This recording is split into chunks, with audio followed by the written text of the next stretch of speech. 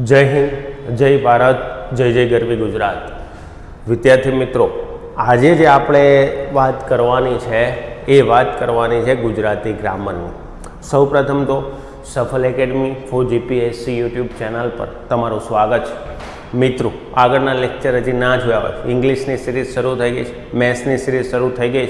Almost बधा exam recent जे तलाटीनी exam आवे छे एनी पहेला एनी रिगार्डिंग जे एक्जामना सब्जेक्ट है ये पूरो करवानो प्रयत्न करीश। तो मैक्सिमम लोगों सुधी शेर करो, जो तमने गमतुं होय तो लाइक करो, बेल आइकॉन पर क्लिक मारो जेथी नवा विडियो अपलोड थाय तो एनी नोटिफिकेशन तमने मळती। और विद्यार्थी मित्रों, आज आपणे जे जोवानुं छे गुजराती जोवानुं छे फ्रॉम स्टार्टिंग। जे भी विद्यार्थी मित्रों ने गुजराती में तकलीफ है अथवा गुजराती में मार्क नहीं आता तो आज बेस थी जेम आगे इंग्लिश की बात करी थी बेस थी शुरू करवानुं छे, ए रीते गुजराती पण बेस थी शुरू करवानुं छे। मित्रों, बंने इंग्लिश गुजराती एवा छे कि ज्यां तमे स्कोर करी शकशो, गभरावानी जरूर नहीं। लैंग्वेज भले गुजराती की बात करिए, गुजराती ग्रामरनी अथवा कोई भी भाषानी, तो इंग्लिश वखते पण बात करी थी ने आपणे गुजराती वखते पण बात करी थी। कोई भी भाषा शीखवी हशे तमारे तो सौ प्रथम भाषा शीखवा माटे थई अने पहेला शुं जोईए तो एना वर्णो जोईए, एटले के आल्फाबेट्स जोईए। जेम के इंग्लिश शीखवुं होय तो एबीसीडी खबर होवी जोईए, एम ज्यारे आपणे कोई लैंग्वेज शीखीए छीए, फॉर एक्जाम्पल गुजराती शीखीए छीए तो आपणे शुं खबर होवी जोईए, कक्को खबर होवी जोईए। मम्मी तो आज एटला बधा प्रश्न अहींयाथी बने छे बेसथी। फॉर एक्जाम्पल जे हमणां रिसेंटनी एक्जाम जीपीएसएसबी नी गई टेक्निकल एक्जाम थी, एनी पहला लई लो हेड क्लार्कनी एक्जाम थी, तो आ बधानी अंदर आ बेस क्वेश्चन थी, आ बेस जे चेप्टर है त्याथी एक एक क्वेश्चन निकळेला छे। तो आ बेस है, आगळ पण काममां आवशे, गुजराती व्याकरण समजवा पण कामनुं छे अने साथे मार्क पण कंटेन करे छे। तो एवुं नथी के तमने खाली नॉलेज माटे अहींयाथी सीधा प्रश्न निकळशे, शुं निकळशे हुं तमने बतावुं, शुं पूछाई गया छे ए पण बतावुं। तो अहींयाथी सीधा कोर क्वेश्चन निकळे। तो आज आपणे बात करवानी छे ए गुजराती ग्रामर। हवे गुजराती व्याकरणनी बात करीए ने मित्रों, तो पहलो प्रश्न मने गुजराती व्याकरणमां ए उद्भवे छे। पहलो प्रश्न गुजराती व्याकरणमां आपणे ए उद्भवे कि गुजराती जे छे ए भाषा छे अने आ गुजराती भाषा जे छे ए फोन्टिक भाषा छे। केवी छे मित्रों? फोन्टिक भाषा। हवे फोन्टिक एटले शुं? तो के साहेब जे बोलीए ए लखीए, जे बोलीए ए लखीए। जो बोलीए कंईक अने लखीए कंईक तो एने फोन्टिक भाषा कहेवाय नहीं। जेम के इंग्लिश फोन्टिक भाषा नथी। एक्जाम्पल तरीके हूँ एवरी टाइम आज एक्जाम्पल आपू छूं। फॉर एक्जाम्पल बात करिए पीयूटी, आ इंग्लिशनुं सेंटेन्स छे, आने तमे उच्चारण करो तो शुं करो? पुट। अने उच्चारण करो तो शुं करो? पुट। सीयूटी सेम छे तो आनुं शुं थवुं जोईए? कूट। पण कूट नथी थतुं, आनुं शुं थाय छे? कट। यानी लखीए छीए कंईक अने बोलीए छीए कंईक, तो आने कहेवाय फोन्टिक भाषा नथी। पण गुजरातीमां एवुं नथी मित्रों, जे बोलशो ए ज लखशो। एटले ज्यारे ज्यारे क्यांय बी ध्वनि आवे छे, संधि आवे छे, जोडणी आवे छे, छंद आवे छे, त्यारे याद राखजो आ रूल्स के गुजराती भाषामां जे बोलाय छे ए ज लखाय छे। जे बोलीशुं ए ज लखीशुं, एमां कोई बदलाव नहीं करिए। इंग्लिश जेवुं नथी ऑनेस्ट तो एस साइलेंट, जो ऑनेस्ट ज बोलाशे, बराबर। जे बोलीए छीए ए ज लखीशुं, एने शुं कहेशुं आपणे? फोन्टिक भाषा। हवे कोई भी भाषा शीखवी छे मित्रों, कोई भी भाषा शीखवी छे तो पहेलुं काम आपणे शुं करवुं पड़े? तो के पहेलुं काम एना आपणे ध्वनिओ ओळखवा पड़े। ध्वनि एटले शुं? पहेलुं चेप्टर शरू कर दઉં છું मित्रों, गुजराती ग्रामरनुं ध्वनि। ध्वनि होय छे शुं? ध्वनि एटले शुं? तो ध्वनि एटले आपणने खबर साहेब थाय अवाज। ध्वनि ने बीजी भाषामां शुं कहे छे? अवाज। गुजराती जे मोस्ट प्रोबेबली क्यांथी उपसी आव्युं छे? संस्कृतमांथी उपसी आव्युं। એટલે એના સંસ્કૃત નામ જોવા મળશે, જેમ કે લઈ લો ધ્વનિ છે, સંજ્ઞા છે, બરાબર, નિપાત છે, કૃદંત છે, આ બધા સંસ્કૃત વર્ડ છે અને ક્યાંક ને ક્યાંક ગુજરાતી સંસ્કૃતમાંથી ઉપસી આવ્યું છે। એટલે એની ઇમ્પેક્ટ એના શબ્દો ત્યાં જોવા મળે। જેમ ઇંગ્લિશ હતું એ લેટિનમાંથી છે તો ત્યાં લેટિન શબ્દ જોવા મળે, એમ કંઈક સંસ્કૃત શબ્દ પણ જોવા મળશે। ઓકે, ध्वनि એટલે અવાજ સાહેબ, બરાબર। હવે આ જે ધ્વનિ છે, આજે હું વાત કરું છું, બોલું છું તો એ શું છે? અવાજ। ભાષા શું છે? કોમ્યુનિકેશન કરવાનું માધ્યમ। એક મારો જે વિચાર છે, મારા મગજમાં જે કંઈ વસ્તુ ચાલી રહી છે તમારા સુધી પહોંચાડવા માટે મારે જરૂર પડશે ભાષાની। અને એના માટે છે ને જરૂર પડશે ધ્વનિની. ધ્વનિ છે સાહેબ બે પ્રકારના, ધ્વનિ બે હોય. હવે આ વસ્તુ મેઇન કોરમાં જાય. એક હોય ધ્વનિ એટલે સાહેબ સ્વર અને એક હોય વ્યંજન. એક હોય વ્યંજન, એક હોય સ્વર. હવે સાહેબ આના વિશે જ વાત કરવાની છે. પહેલા વાત કરી દઈએ કે વ્યાખ્યા શું સાહેબ, સ્વર કોને કહેવો, વ્યંજન કોને કહેવો. તો સિમ્પલ ફાટામાં સમજી લો કે જે પૂર્ણ છે, જે પૂર્ણ છે, જે જ્યારે બોલાય છે ત્યારે કોઈ અવરોધ પેદા થતો નથી, અને જે પૂર્ણ છે એને શું કહીએ છીએ, સ્વર. સાહેબ જે પૂર્ણ છે એ સ્વર છે, જે અધૂરો છે, પૂર્ણ નથી થયો, એને શું કહીએ છીએ, વ્યંજન. સિમ્પલ ફંડા, જે પૂર્ણ છે એ સ્વર છે, જે પૂર્ણ નથી, અપૂર્ણ છે એ શું થઈ જાય છે, વ્યંજન થઈ જાય છે. મિત્રો અહીંયા છે ને બહુ નાની નાની મિસ્ટેક્સ અમુક જગ્યા પર તમને કહે છે આ ગોખી લો, આમાં આ ઉચ્ચારણ. એક માર્ક કન્ટેન કરે છે ધ્વનિ શ્રેણી, એક માર્ક કન્ટેન કરે છે ડાયરેક્ટ ક્વેશ્ચન સ્વર અને વ્યંજનમાં જ. વ્યંજનના પ્રકાર છે, કયા છે, કયા વ્યંજન કયામાં આવશે, તો આજે બધી વાત કરવાની છે. પહેલા વાત કરી છે સ્વર. તો સ્વર ગુજરાતી ગ્રામરમાં કેટલા, તો ઘણા કે અને આહા સાથે ગણવા કે ના ગણવા. તો મિત્રો સ્ટાન્ડર્ડ પાઠ્યપુસ્તકના જે રૂલ્સ છે એના મુજબ હું બતાવું છું. તો સ્વર ગુજરાતી ગ્રામરમાં 11 આવશે.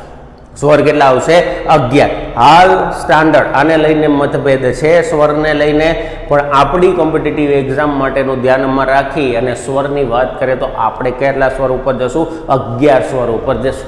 કયા સાહેબ સ્વર, તો સાહેબ પહેલો છે આ ઈ, નાનો ઈ કહી શકો, લઘુ કહી શકો, હસ્વ કહી શકો, દીર્ઘ ઈ બાજે એને ગુરુ પણ કહી શકો, મોટો ઈ પણ કહી શકો, ઉ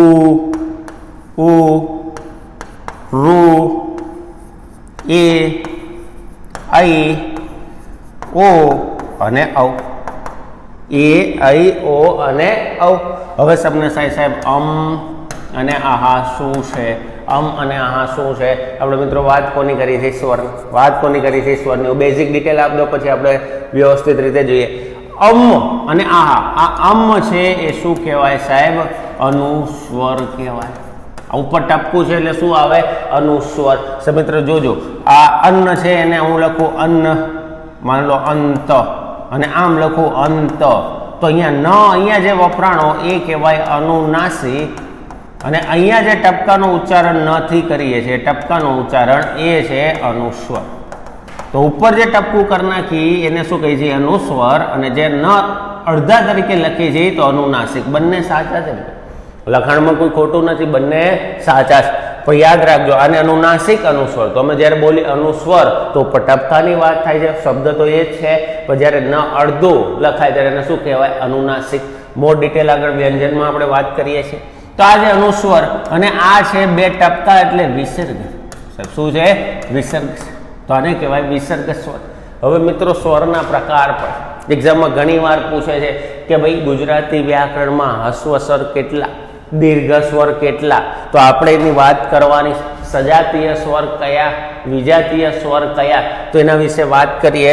તો આપણે ચલો જઈએ. આપણે ક્લિયર છે મિત્રો, કેટલા સ્વર થશે, 11. અ આ ઈ ઉ રૂ એ ઐ ઓ ઔ. આગળ મોર ડિટેલમાં વાત કરીએ અને જઈએ આપણા મૂળ મુદ્દા ઉપર જઈએ. તો મિત્રો આ છે સ્વર અને વ્યંજન વિશે વાત કરીએ. પહેલા વાત કરી દઈએ સ્વર વિશે. સ્વરની વાત કરીએ મિત્રો, તો મેં તમને કીધું એમ ગુજરાતી ભાષામાં, ગુજરાતી વ્યાકરણમાં સ્ટાન્ડર્ડ પાઠ્યપુસ્તક મુજબ, આપણી એક્ઝામ મુજબ આપણે કેટલા લખશું, 11 સ્વર. સાહેબ લુ આ બધા સ્વર હતા પણ હવે લુપ્ત થઈ ગયા. એટલે આજની વાત કરીએ કોમ્પિટિટિવથી તો કેટલા છે, 11 સ્વર છે સાહેબ. હવે 11 સ્વરના પ્રકાર પડે. 11 સ્વર પહેલા લખી લઈએ, જે હમણાં જ લખ્યા હતા. આ ઈ ઉ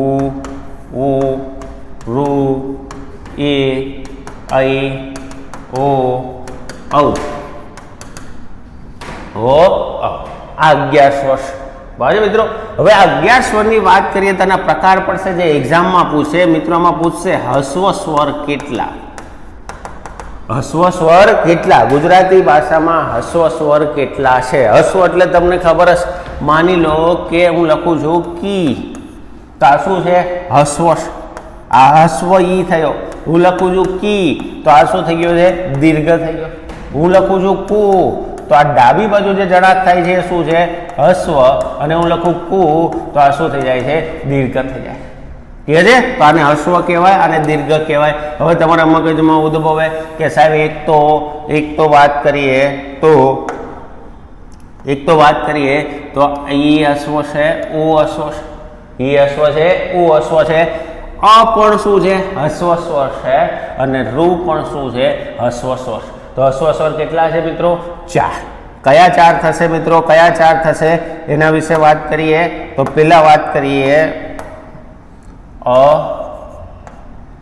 હસ્વ ઈ, નાનો ઈ છે, મોટો ઈ નથી. હસ્વ ઉ, આખો ઈ નથી, અડધો ઈ છે. અને રૂ, આ 4 છે, અ ઈ ઉ રૂ, એ ક્યાં છે મિત્રો? હસ્વ સ્વર. બાકીના બધા મિત્રો, તો બાકીના બધા દીર્ઘ સ્વરની અંદર આવી. બાકીના બધા ક્યાં આવી જશે? દીર્ઘ સ્વરની અંદર. તો મિત્રો પૂછે દીર્ઘ સ્વર કેટલા? દીર્ઘ સ્વર કેટલા? તો દીર્ઘ સ્વર કેટલા થશે મિત્રો?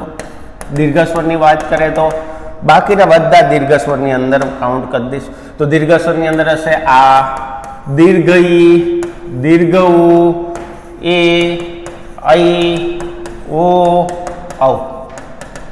ક્લિયર છે મિત્રો? હસ્વ સ્વર પૂછે તો એની સંખ્યા થશે, હસ્વ સ્વર પૂછે તો એની સંખ્યા થશે 4, અને દીર્ઘ સ્વર પૂછે તો એની સંખ્યા થશે મિત્રો 11 હતા 4 કાઢી નાખો એટલે 7. કે છે? હવે આવે છે સજાતીય અને વિજાતીય, જે આપણને સંધિ નામના ચેપ્ટરમાં બહુ કામમાં આવશે. કે સજાતીય સંધિ કઈ, વિજાતીય સંધિ કઈ? સ્વર સંધિની અંદર જ્યારે વાત કરીશું, સંધિના 3 પ્રકાર પડશે: સ્વર સંધિ, વ્યંજન સંધિ અને વિસર્ગ સંધિ. એમાં આપણે આ ફરીથી આનો ઉપયોગ કરીશું, તો એ સમજી લઈએ. તો પહેલું વાત કરીએ સજાતીય સ્વર. સજાતીય સ્વર, સજાતીય સ્વર એટલે એક જ જાતિના હોય એને સજાતીય સ્વર કહેવાય. એક જ જાતિના હોય ને શું કહી દઈએ? સજાતીય સ્વર. તો અહીંયા ગુજરાતી ગ્રામરમાં સજાતીયની જોડી બને.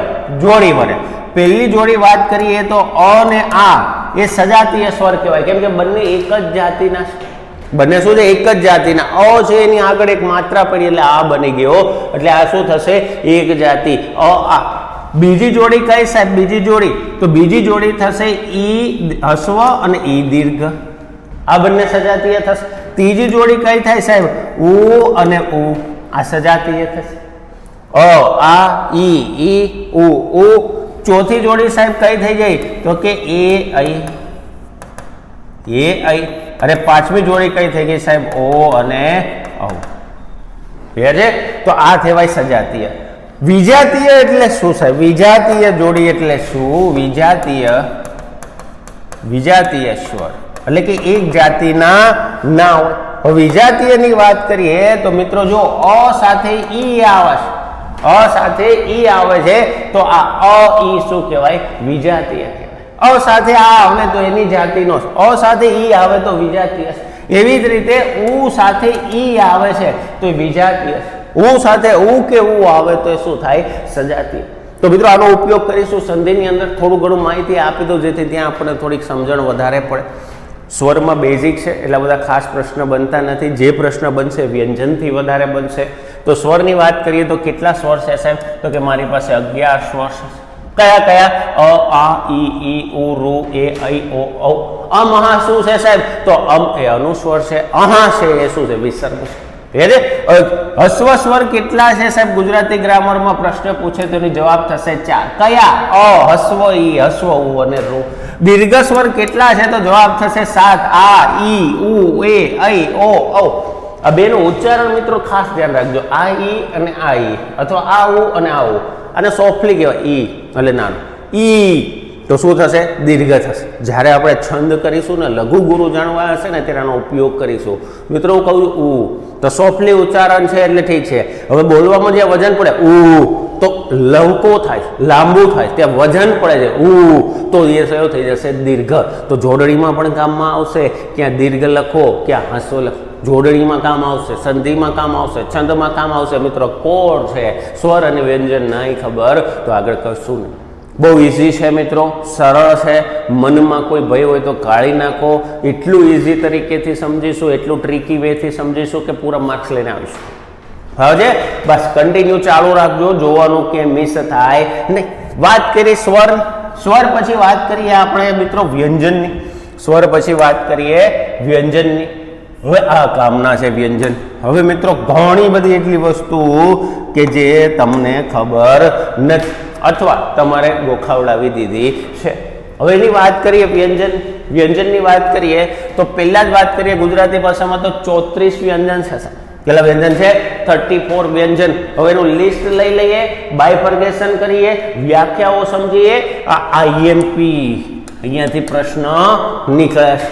હેડ ક્લાર્કમાં પણ નીકળેલા હતા, હમણાં કોઈ ટેકનિકલ જીપીએસએસબી ની પરીક્ષા ગઈ એમાં પણ નીકળ્યા હતા. તો વારંવાર અહીંયાથી પ્રશ્ન કાઢશે. પહેલા જોઈ લઈએ કે ભાઈ મિત્રો ચલો ક, ખ, ગ, ગ. આ તો તમને ખબર જ છે.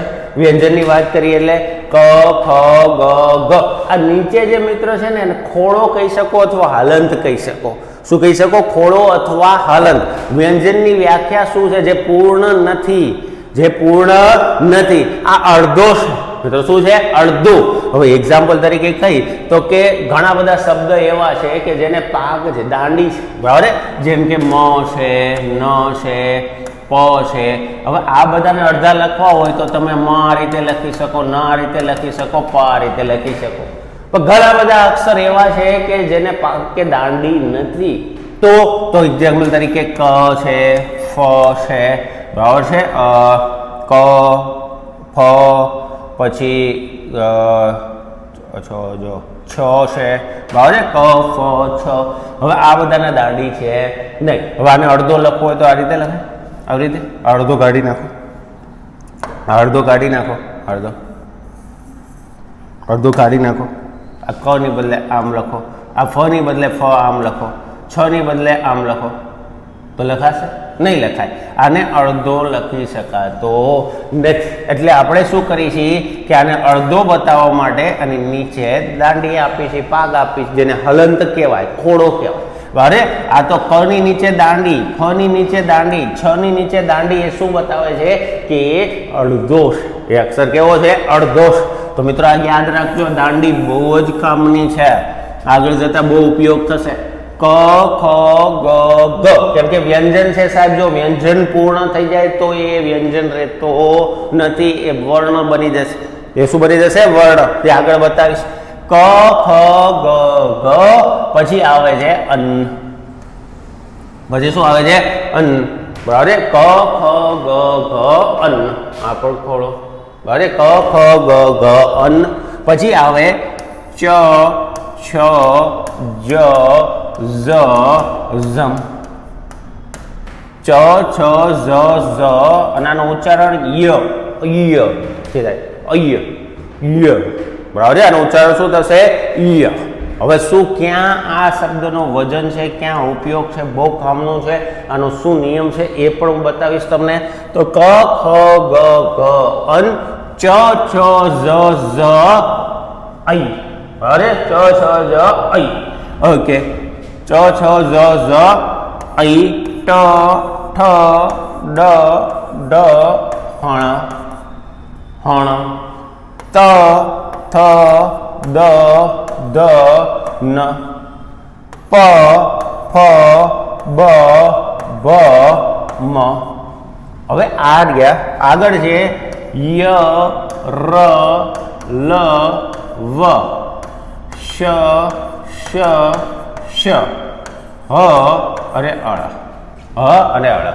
હવે મિત્રો આ જે સેક્શન રહ્યો આ બાજુનો એને કહેવાય છે વર્ગીય વ્યંજન, અને આ બાજુનો જે છે એને શું કહેવાય છે? અવર્ગીય વ્યંજન. તો વર્ગીય વ્યંજનનો કોષ્ટક આ છે જેનો વર્ગ પડે છે. અવર્ગીય વ્યંજનનો જે વ્યંજન છે આ બાજુ. હવે જુઓ બધો ક, ખ, ગ, ઘ, અન. ચ, છ, ઝ, ઝ, ઝમ.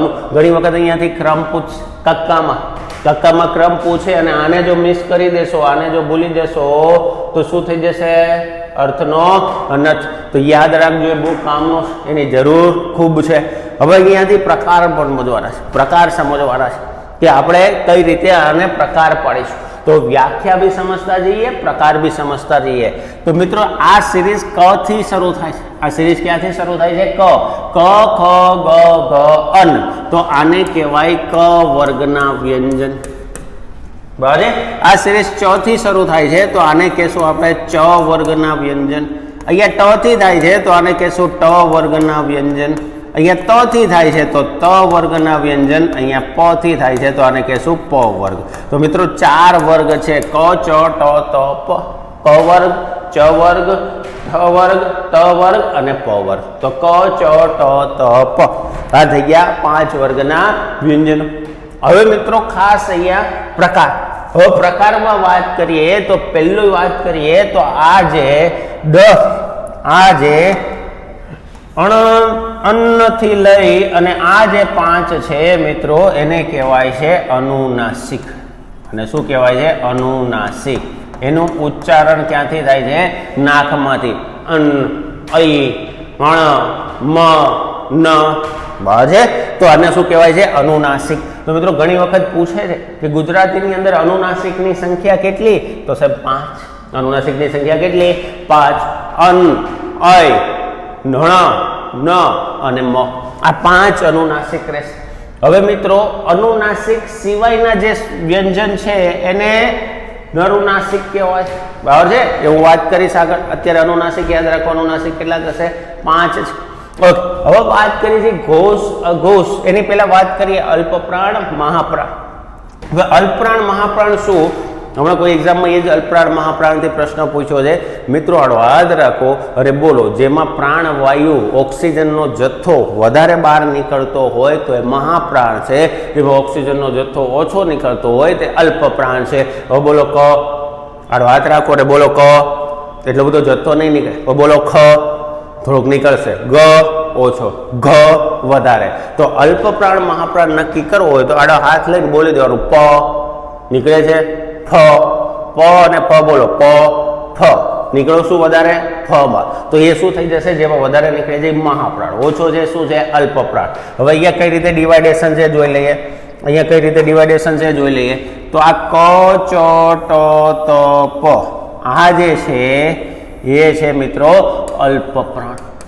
કેવા છે? અલ્પપ્રાણ। પ્રાણવાયુનો જથ્થો કેવો જોઈએ? ઓછો। જ્યારે ઉચ્ચારણ કરીએ ખ છ ઠ થ ફ આ કેવા છે મિત્રો?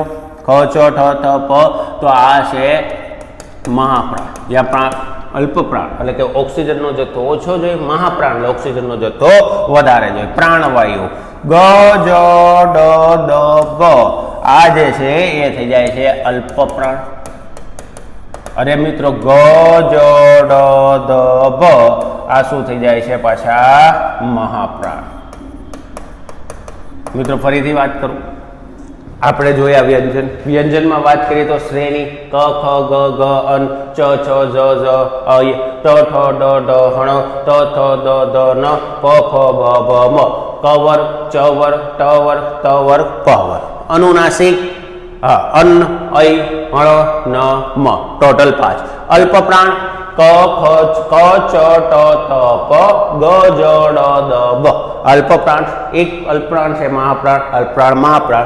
पछी आवशे अनुनासिक। अवर्गीय व्यंजननुं जोईए छे मित्रों। अवर्गीय व्यंजननुं आखुं बीजी स्लाइड पर जोईए छीए। अत्यारे फोकस आपणे मात्र कोना उपर आपीए छीए? वर्गीय व्यंजन उपर आपे। हवे मित्रों होय घोष अने अघोष। તમને પૂછે કે જ્યારે સંધિ આવશે ત્યારે ઘોષ વ્યંજન હશે તો આ નિયમ લાગશે, અઘોષ વ્યંજન હશે તો આ નિયમ લાગશે। તો મિત્રો જેનું ઉચ્ચારણ કરતા ધ્વનિમાં કંપન આવતું હોય તો એને કહેવાય ઘોષ વ્યંજન। જેમાં કંપન વધારે હોય અને કંપન ઓછું હોય તો એને શું કહેશું? અઘોષ। તો આમાં વાત કરીએ તો ક ખ ટ ત ક ખ ચ છ ટ ઠ ત થ પ ફ આ કેવા છે મિત્રો? અઘોષ વ્યંજન છે। આમાં ધ્વનિનું કંપન ઉચ્ચારણ વખતે શું છે? ઓછું। છ ઠ થ ખ। હવે બોલો ઝ, બોલો ઝ તો શું થશે? ઉચ્ચારણ કેવું ઊંચું થાય છે। બરાબર?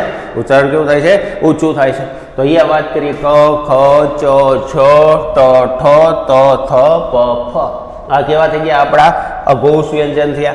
બાકીના જે બધા વ્યંજન છે, બાકીના બધા વ્યંજન એ કેવા છે? ઘોષ વ્યંજન છે। કેવા છે મિત્રો? ઘોષ વ્યંજન છે। કેવા છે? ઘોષ વ્યંજન. હવે આની અંદર વાત કરીએ, આની અંદર તો શ શ શ આ ત્રણ છે, આ ત્રણ એ કયા આવી જશે? અઘોષ વ્યંજન થઈ જશે. આ કયા થશે? અઘોષ વ્યંજન. અને બાકીના બધા છે એ કયા થઈ જશે? ઘોષ. તો અઘોષ વ્યંજન યાદ રાખવા હોય તો મિત્રો બહુ ઈઝી છે. પેલી બે શ્રેણી તો ખબર છે, ક ચ ટ ત પ. તો ક ખ ચ છ ટ ઠ ત થ પ ફ. અને બાકીના અઘોષમાં શ શ શ. બાકીના અઘોષમાં શ શ શ. એટલે આ શું થઈ ગયું? અઘોષ. બાકીના જેટલા વ્યંજન છે એ બધા કેવા થઈ જશે? ઘોષ વ્યંજન થઈ જશે. મિત્રો ફરીથી વાત કરું, અલ્પ પ્રાણ, મહાપ્રાણ. પ્રાણવાયુનો જથ્થો વધારે ઓછો. અલ્પપ્રાણ પહેલી લાઈન ક ખ ચ ટ ત પ, પછી મહાપ્રાણ ખ છ ઠ થ ફ, ફરીથી અલ્પપ્રાણ ગ જ ડ દ બ, ફરીથી મહાપ્રાણ ગ જ ડ દ બ, અને અનુનાસિક અન ઐ અળ ન મ. હવે આના નિયમમાં છે ને બહુ લોચો પડે છે.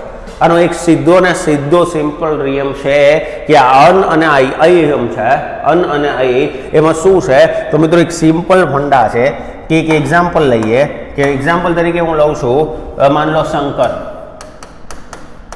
એક્ઝામ્પલ તરીકે લીધું મેં શંકર, બરાબર. તો હવે આ ઉપર ટપકું છે ને એને આપણે ન જ કરી દઈએ, શંકર. ઉપર ટપકું છે એને શું કરી દઈએ આપણે? ન જ દર્શાવી દઈએ. પણ એકચ્યુઅલમાં આ શંકરમાં નિયમ શું છે? શંકર છે અથવા અંજ છે, માની લો અંજ છે. હવે આમાં નિયમ શું છે કે અનુસ્વર જે હોય, ટપકું જે હોય અનુસ્વર, એના પછીનો અક્ષર, અનુસ્વર જેના ઉપર હોય એના પછીનો અક્ષર જે શ્રેણીનો હોય, અનુસ્વર જેના ઉપર હોય એના પછીનો અક્ષર જે શ્રેણીનો હોય એ શ્રેણીનો અનુનાસિક એને લાગે. માની લો અહીંયા ક છે તો કયો વર્ગ છે? ક વર્ગ છે. તો ક વર્ગનો અનુનાસિક કયો છે? અન્ન. તો શંકરમાં આવી રીતે ના લખાય, સ અંગ. સ પછી અ લખીએ છીએ, સ અ અને અંગ. અહીંયા કયો આવશે? અન્ન. અહીંયા ઉચ્ચારણ ગમે તે કરીએ પણ એકચ્યુઅલ શું થાય? શંકર. અને બીજી રીતે લખવું હોય તો આ રીતે પણ લખી શકાય, લખી શકો અને શંકર.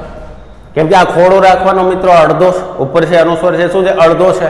હવે જો જે અનુસ્વર પછીનો અક્ષર હશે એ જે શ્રેણીનો હશે એ શ્રેણીનો અનુનાસિક લખવાનો થાય. અહીંયા છે અંજ. તો આ જ એ કઈ શ્રેણીનો છે મિત્રો? ચ વર્ગનો. આ જ કયો છે? ચ વર્ગનો છે. તો ચ વર્ગમાં કયું આવે છે? ઐ. કયું આવે છે? ઐ. તો અહીંયા શું થઈ જશે? અ જ જ. તો આ જે ટપકું છે એ શું દર્શાવે છે? ઐ દર્શાવે. બરાબર છે. શું દર્શાવે છે? ઐ દર્શાવે. હવે મિત્રો વૈદા ક્ષ અને જ્ઞ, તો એ જોડિયા અક્ષર, એ શું છે? જોડિયા અક્ષર છે. એની આપણે એ જોડિયા અક્ષર છે એની આપણે વ્યંજનમાં ગણતરી કરતા નથી. તો ટોટલ મળીને વર્ગીયની પહેલા વાત કરીએ તો ક ખ ગ ગ અન ચ છ ઝ ઝ ઐ ઠ ઠ ડ ઢ હણ ત થ દ દ ન પ ફ બ ભ મ. અવર્ગીયની વાત હું હમણાં કરું છું. ખાલી એટલું યાદ રાખજો, શ શ શ ઘોષ છે, બાકીના બધા શું છે? ઘોષ. આની વાત કરીએ છીએ આગળ આપણે. ક્લિયર છે? તો ચલો મિત્રો સ્ક્રીનશોટ કે વગેરે પાડવું હોય તો પાડી લો, કે જેથી કરીને આપણે આગળ વધી શકીએ. તો મિત્રો સ્ક્રીનશોટ પાડવો હોય તો પાડી શકો છો.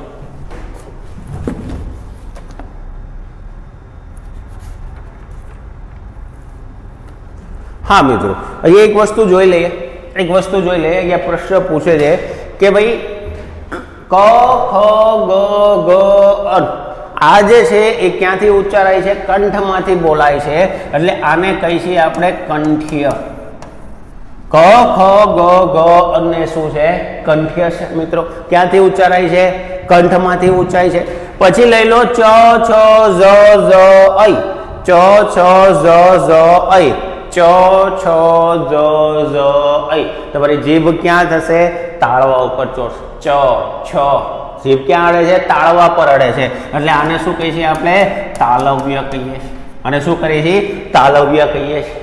પછી જો ટ ઠ ડ ઢ હણ, ટ ઠ ડ ઢ હણ. ક્યાં જાય છે જીભ? નથી તાળવે જતી, નથી દાંત ઉપર જતી, દાંતવા અને તાળની વચ્ચે અડે.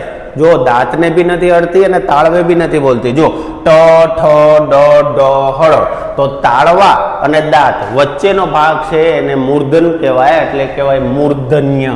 નહીં તાળવે મૂર્ધન્ય, નહીં તાળવે કે નહીં દાંતમાં, બરાબર, બેની વચ્ચેનો ભાગ થઈ ગયો મૂર્ધન્ય. પછી આવો ત થ દ દ ન, અહીંયા જે ક્યાં અડે છે દાંતને, એટલે આ કયો થઈ ગયો દંત્ય થયો. અને પ ફ બ ભ મ, આ કેવું છે તો બંને ઓડ ભેગા થાય. જો પ ફ બ ભ મ, એટલે કહેવાય અને ઓષ્ઠ્ય. એટલે શું કહે છે ઓષ્ઠ્ય. બરાબર છે મિત્રો.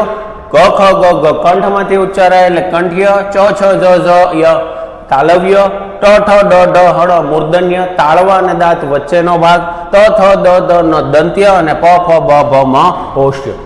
હવે અહીંયાથી પ્રશ્ન કાઢશે. હવે આ પ્રશ્ન ખાસ જોજો કે મિત્રો કે જે મૂર્ધન્ય છે, જે વ્યંજન મૂર્ધન્ય છે અને અઘોષ, મૂર્ધન્ય છે અને અઘોષ છે, તો નીચેનામાંથી ગોતો કે કયો વ્યંજન છે મૂર્ધન્ય છે અને અઘોષ છે. તો મિત્રો અહીંયા આ કોષ્ટક યાદ રાખી લેજો. મૂર્ધન્ય એટલે આ બધા, અને એમાં અઘોષની વાત કરીએ એટલે મિત્રો બે થાય, ટ અને ઠ. બે થઈ જશે ટ અને ઠ. ઓપ્શનમાં બે માંથી એક આપેલો હશે, ટ ઠ.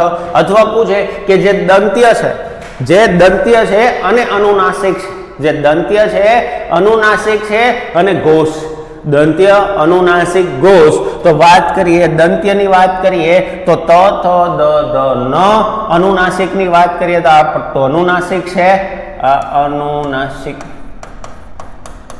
એમાં દંત્યની વાત કરીએ એટલે અનુનાસિક દંત્ય એટલે કયો થઈ જશે ન થઈ જશે. તો આ રીતે પણ પ્રશ્ન પૂછે.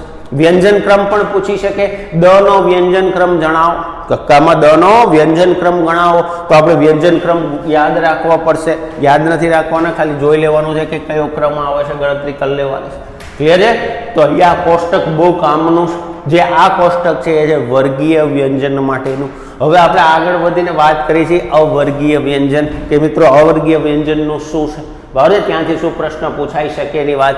મિત્રો આ રૂલ ખાસ યાદ રાખજો કે અહીંયા જ્યારે અન્ન કે અય હોય, એટલે કે જ્યારે ઉપર અનુસ્વર હોય, સંકર છે, અંજ છે, તો જેના ઉપર અનુસ્વર હોય એના પછીનો અક્ષર જે શ્રેણીનો હશે, ક હોય, ચ હોય, ટ હોય, ત હોય કે પ હોય, એ શ્રેણીનો અનુનાસિક ત્યાં લાગે. ઘણી બધી બુકની અંદર મિસ્ટેક હશે, ત્યાં પ્રિન્ટિંગ કહી શકો અથવા ઓથરની મિસ્ટેક કહી શકો, પણ આ એક સ્ટાન્ડર્ડ ગુજરાતી ગ્રામર રૂલ્સ છે કે જેના ઉપર અનુસ્વર હોય એ જે શ્રેણીનો હશે એ શ્રેણીનો, એના પછીનો અક્ષર જે શ્રેણીનો હશે એ શ્રેણીનો અનુનાસિક ત્યાં લખાશે. બરાબર, એ શ્રેણીનો અનુનાસિક ત્યાં લખાશે. ધ્વનિ શ્રેણીમાં બહુ કામમાં આવશે, બહુ કામમાં આવશે. ઘણી વખત આપણે જો એક વર્ડ આપણે નવી સ્લાઇડ લઈ લઈએ. એક વર્ડ, ચલો હા, એક વર્ડ વ્યંજનની વાત કરીએ છીએ. ઓકે, હું એક વર્ડ કહું ગંગા, બરાબર છે. ઓકે, પછી વાત કરી હતી આપણે અંજ, પછી વાત કરી દઈએ આપણે જયંત, જયંત, બરાબર છે. જયંત એટલે જયંત, ફોન્ટિક ભાષા જયંત. ઓકે, ગંગા, અંજ, જયંત. પછી વાત કરી લઈએ આપણે મુંબઈ, મુંબઈ, બરાબર છે. ઓકે, હવે જો અહીંયા ઉપર બધે અનુસ્વર છે. હવે આ અનુસ્વરની પછીનો અક્ષર જોવાનો, પછીનો અક્ષર અહીંયા પછીનો અક્ષર એ કઈ શ્રેણીનો છે? તો આ ગ એ કઈ શ્રેણીનો છે? તો સાહેબ ક વર્ગનો. આ જ એ કઈ શ્રેણીનો છે સાહેબ? જ એ તો એ ચ વર્ગનો છે. તો એ કઈ વર્ગનો છે સાહેબ? તો ત વર્ગનો જ છે. અને આ બ અનુસ્વર પછીનો, તો આ બ છે એ કયો છે શ્રેણીનો? તો એ છે પ વર્ગનો છે. તો સાહેબ ક વર્ગનો અનુનાસિક કયો છે? તો અન્ન. ચ વર્ગનો અનુનાસિક કયો છે? તો ચ વર્ગનો કયો અનુનાસિક થશે? ઐ. ત વર્ગનો કયો થઈ જશે? ત વર્ગનો ન. ત થ દ દ ન. પ વર્ગનો કયો થઈ જશે સાહેબ? તો મ. તો આનું આખું ઉચ્ચારણ કઈ રીતે થાય? મુંબઈ. આને લખવું હોય તો આ રીતે લખાય મુંબઈ. જયંતને લખવું હોય તો એ લખાય જયંત. બરાબર છે. આ ન એટલે એ વર્ગનો અનુનાસિક. અંજને લખવું હોય તો આને લખી શકાય અંજ. अरे आने शू लखे अंज। अरे गंगा ने लखवू हो तो गंगा एक्चुअली आम लखाय गंगा। गंगा लखवू हो तो आम लखाय। और घणी बुक नी अंदर गंगा है तो आम ज आप्युं गंगा। आ गंगा उच्चारण करीए पण शुं छे अन छे।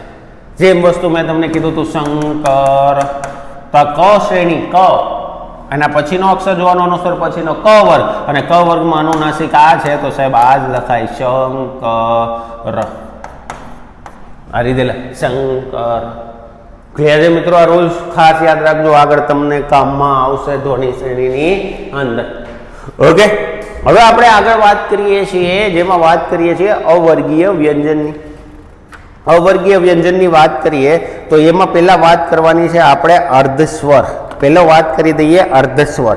अर्धस्वरना प्रश्न घणा बधा पूछायेला छे तो अर्धस्वर पहेली वात करी छे अर्धस्वर। हवे अर्धस्वर एटले य व अने ह। अर्धस्वर एटले य व अने ह। अर्धस्वर एटले शुं थशे य व अने ह। एक्जाम्पल हूँ तमने बे त्रण बतावुं जेम के पैसो गाव टवको। अरे આપણે વાત કરી હતી પૈસો। અરે પૈસો ગામ ટહુકો। અરે હવે જ્યારે લખાય છે ત્યારે ય વ હ લખાય છે પણ જ્યારે એનું ઉચ્ચારણ કરીએ છીએ ત્યારે એ જે વ્યંજન છે એ સ્વરમાં રૂપાંતર થાય। એનું ઉચ્ચારણ ક્યાંથી કરીએ છીએ? સૌથી। જેમ કે અહીંયા લખ્યું પૈસો પણ લખ્યું બોલીએ ને પૈસો तो यनु शू थई गयुं ई पैसो। यनु शू थई गयुं ई। એટલે આને શું કહેવાય છે? અર્ધસ્વર અથવા અંતસ્થ। અર્ધસ્વર અથવા અંતસ્થ વ્યંજન। अर्धस्वर अथवा अंतस्थ व्यंजन एग्जाम में घणी वार पूछाय अंतस्थ अथवा अर्धस्वर व्यंजन कया कया तो य व अने ह। केम साहेब य व अने ह अने अर्धस्वर अथवा अंतस्थ कहीशुं तो अर्धस्वर अथवा अंतस्थ एटले कहीशुं के साहेब एनुं उच्चारण करवामां आवे छे त्यारे कई रीते थाय छे स्वर तरीके। पैसो बोले पैसो। गांव तो कई गांव। कयो वनो शू थई गयो ऊ थई गयो। यनो शू थई गयो ई। टवको तो अहींया शू कही छे टवको। टवको बराबर है टवको। और उच्चारण करीए छीए त्यारे आपणे शुं करी नाखीए छीए हनु उ वनु उ एटले के यनु स्वरमां वनु स्वरमां हनु ओमां। आ उच्चारणनी रीते वात करीश।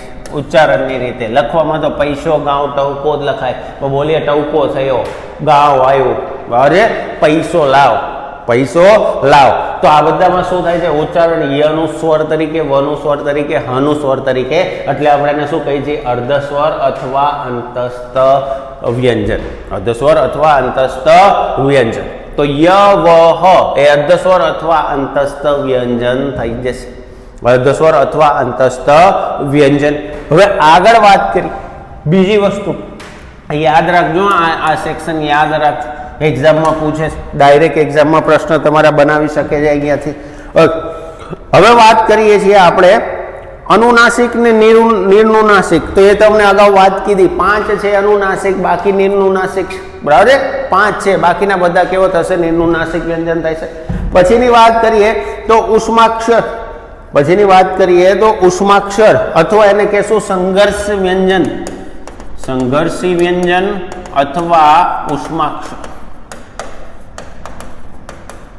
संघर्षी व्यंजन अथवा उष्माक्षर तो त्रणेय श आपड़ा मित्रों श श श अने ह। आ चारे चार छे शुं कहेशुं संघर्षी अथवा उष्माक्षर तरीके ओळखीशुं। हूँ लास्ट में तमने आखू लिस्ट आपूँ। लास्ट में आखू लिस्ट अने टेलिग्राम चेनल पर आना क्वेश्चन पण इंसर्ट करूँ छूं। तो मित्रों आ विडियो जोया पछी तमे टेलिग्राम चेनल पर जजो। टेलिग्राम चेनल पर आनी आखी एमसीक्यू जेटला जेटला एक्जाम माटे कामना छे एनी पीडीएफ त्यां मोकली देश। प्लस आनी जे पीपीटी के पीडीएफ हशे ए पण त्यां लेक्चरनी पीडीएफ शेर थई जशे। तो टेलिग्राम चेनलनी लिंक नीचे डिस्क्रिप्शन में छे तो मित्रों ए लई लेजो। श श श ह आ छे संघर्षी अथवा उष्माक्षर। सेम वस्तु अर्धस्वर साहेब अथवा अंतस्थ कया अर्धस्वर अथवा अंतस्थ तो ये थई गया साहेब य व ने ह। पछी कई साहेब थड़का वाला। थड़का वाला तो आ थई जशे अळ।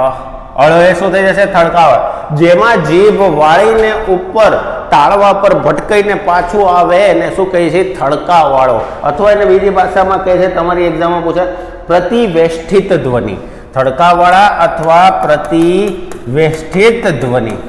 તો યાદ રાખજો, પ્રતિવેષ્ટિત અથવા થડકાવાળા એટલે અળ. પ્રતિવેષ્ટિત એટલે શું?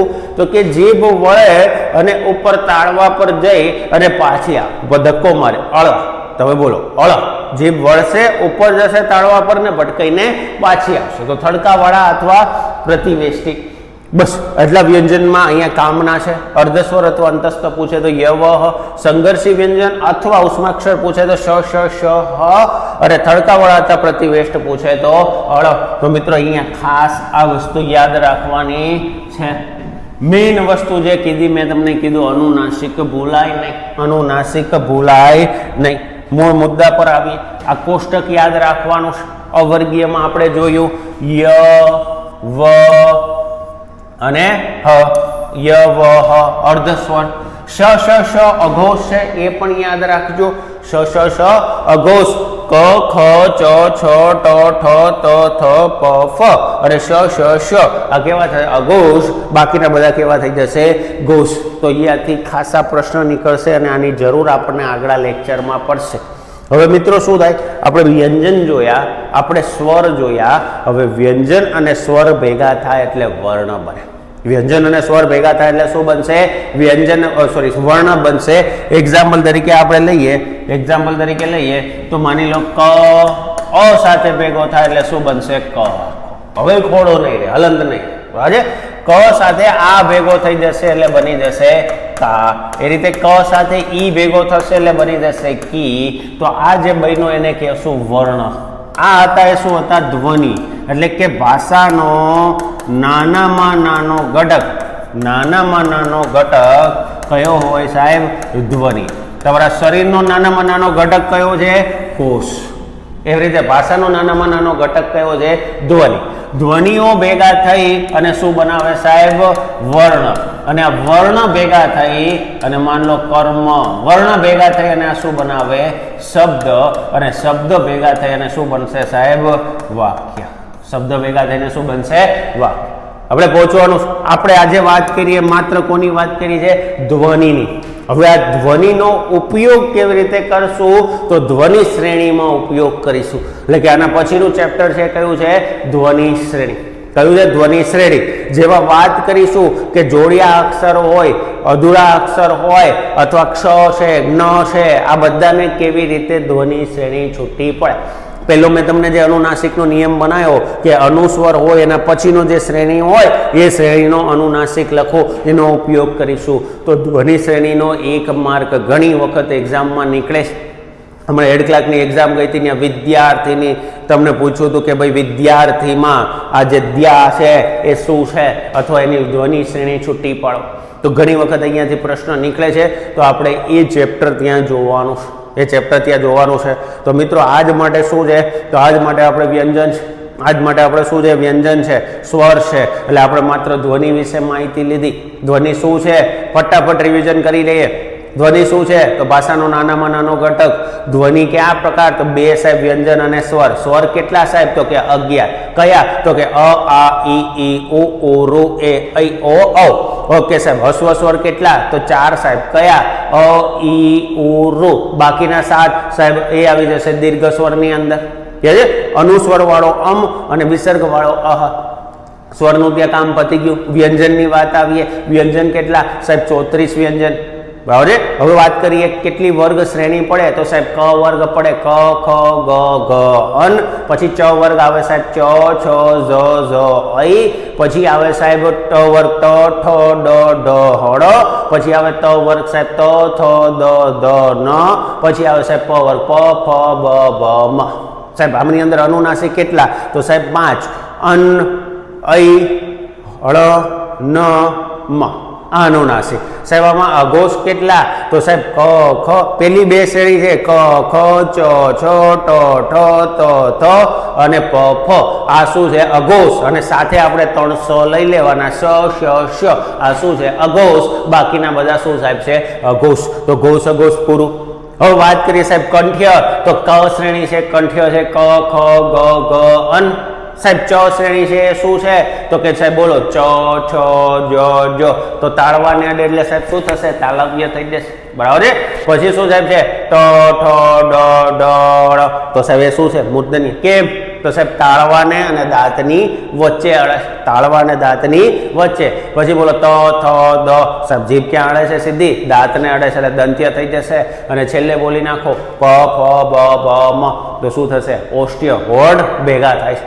પછી વાત કરીએ અલ્પ પ્રાણ મહાપ્રાણ, તો ક ની ઉપરની શ્રેણી છે, ક ની નીચે ક, ચ, ટ, ત, પ. તો એ શું થઈ ગયું સાહેબ? એ થઈ ગયું અલ્પ પ્રાણ. જોઈ લેવાનું ક, ખ. બોલો ખ માં શું છે? હવા વાર આવે છે. ગ, ઘ. ઘ માં વાર આવે છે. તો ક ની શ્રેણી શું થઈ ગઈ? અલ્પ. ખ ની શું થઈ ગઈ? મહા. ગ ની અલ્પ અને ગ ની મહાપ્રાણ થઈ ગઈ. પછી સાહેબ બોલ્યું અંતસ્થ અથવા અર્ધસ્વર, તો ય, વ, હ. કેમ સાહેબ? તો કે એનું ઉચ્ચારણ ક્યાંથી કરી? સ્વરથી કરી દઈશ. સેકન્ડ વાત કર્યું સંઘર્ષ ધ્વનિ અથવા ઉષ્માક્ષર, તો કયા સાહેબ સંઘર્ષ ધ્વનિ અથવા ઉષ્માક્ષરની વાત કરીએ તો શ, શ, શ, હ. શ, શ, શ, હ. અને સંઘર્ષ ધ્વનિ અથવા ઉષ્માક્ષર કેવા? અરે એની પછીની વાત કરીએ તો આપણે વાત કરીએ થડકાવાળો અથવા પ્રતિષ્ઠ ધ્વનિ. થડકાવાળો અથવા પ્રતિષ્ઠિત ધ્વનિ, તો એને શું કહેશું આપણે? અળ. શું થઈ જશે? અળ. જીભ વળે થડકો વાગે અને પાછો આવે તો શું થઈ જાય? અળ. તો મિત્રો આ કોષ્ટક ને આ બધી વસ્તુ ટેલિગ્રામ ચેનલમાંની પીડીએફ તમને મળી જશે. તો આની કઈ જે કંઈ માહિતી છે, આની જે એક્સરસાઇઝ છે, આના જે ક્વેશ્ચન છે એ પણ ટેલિગ્રામ ચેનલમાં મુકાઈ જશે. તો મિત્રો આજ માટે આટલું રાખીએ. નેક્સ્ટ લેક્ચરમાં આપણે વાત કરવાની છે ધ્વનિ શ્રેણી વિશે, અને ધ્વનિ શ્રેણીથી શરૂઆત કરીશું. અહીંયા પણ ક્વેશ્ચન નીકળે છે, એના ક્વેશ્ચન આન્સર પણ ટેલિગ્રામમાં નાખીશ. ધ્વનિ ઇમ્પોર્ટન્ટ છે. જો મિત્રો આ ચેપ્ટર આવડશે ને તો ધ્વનિ શ્રેણી આવડશે, અને ધ્વનિ શ્રેણી આવડશે તો શબ્દકોશ આવડશે. શબ્દકોશ એટલે કક્કા પ્રમાણે ડિક્શનરી મુજબ આપણે ગોઠવવાના છે. તો શબ્દકોશ માટે ધ્વનિ શ્રેણી જરૂરી છે, ધ્વનિ શ્રેણી માટે આ ચેપ્ટર જરૂરી છે. તો આના પછી ધ્વનિ શ્રેણી પછી શબ્દકોશ, અને શબ્દકોશ પછી આગળ આપણે સંજ્ઞા, સર્વનામ ને બધાની અંદર જઈશું. તો મિત્રો ક્લિયર છે આટલી વસ્તુ? મિત્રો આજ માટે આટલું જ.